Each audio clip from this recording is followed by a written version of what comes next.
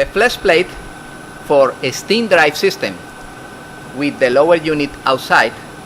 This is the steam drive or inboard outboard system. The flex plate or plate absorber is different like the typical flex plate of inboard gas or diesel engines.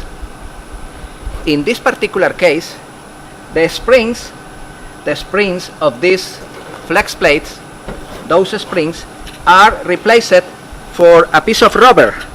This is a piece of rubber, and the shaft is surrounded by the rubber, that piece of rubber.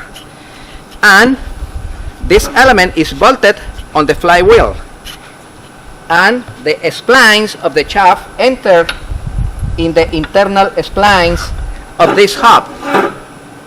And when the engine is spinning, the momentum of the engine is absorbed for the rubber in between, and the rubber works like a damper and absorb that excessive momentum, and the gear for forward and reverse in the transmission, exactly the same like we have on the screen on top, engage easily. In other words, this is the clutch. The clutch is basically a piece of rubber in between the plate